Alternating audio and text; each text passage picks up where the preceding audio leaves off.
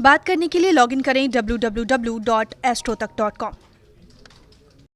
नींद हमारे जीवन की बड़ी महत्वपूर्ण चीज है और अगर आपकी नींद अच्छी नहीं है तो आप बीमार भी होंगे और आपका दिमाग भी काम नहीं करेगा।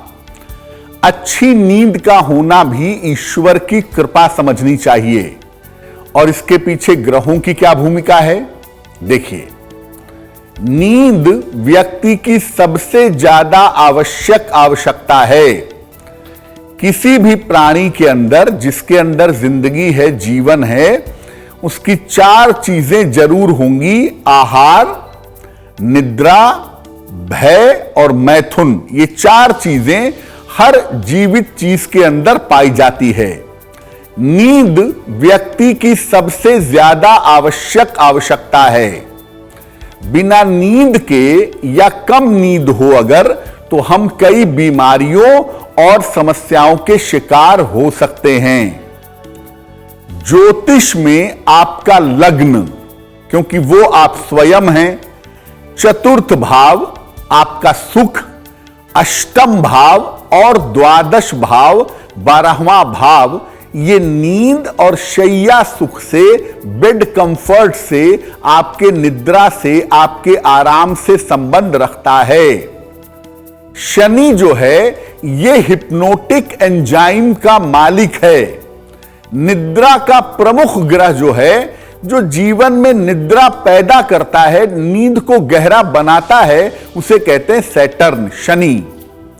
इसके अलावा चंद्रमा, शुक्र और बुध भी नींद से संबंध रखते हैं, क्योंकि चंद्रमा, शुक्र और बुध ये आपके मन पर असर डालते हैं। मन परेशान होगा तो नींद अच्छी नहीं आएगी। इसलिए सबसे पहली भूमिका तो शनि की है, उसके बाद की भूमिका होती है चंद्रमा की, शुक्र की और बुध की।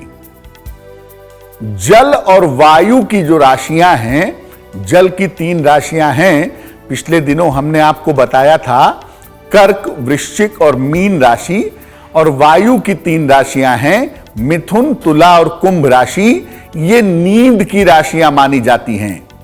खासतौर से जो जल की राशियां हैं, कर्क, वृश्चिक और मीन, इनका नींद के साथ गहरा संबंध है। ये आपके नींद को बहुत अच्छा बना सकती हैं, नींद को डीप कर सकती हैं, या अगर ये राशियां गड़बड़ हो जाएं तो नींद में डिस्टरबेंसेस पैदा हो सकती है। जैसा आपको पहले बताया कि सैटर्न यानी शनि की भूमिका ज्यादा होती है नींद को बहुत अच्छा बनाने में।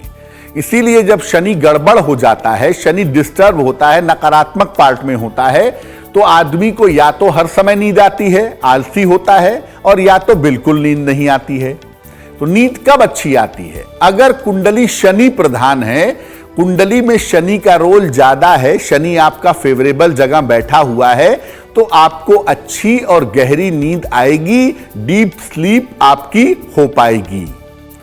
चंद्रमा, शुक्र या बुध अगर कुंडली में अच्छे स्थान पर हो, इन तीनों में से कोई एक ग्रह भी अगर आपका सही जगह बैठ गया हो, तो आपको अच्छी नींद आएगी।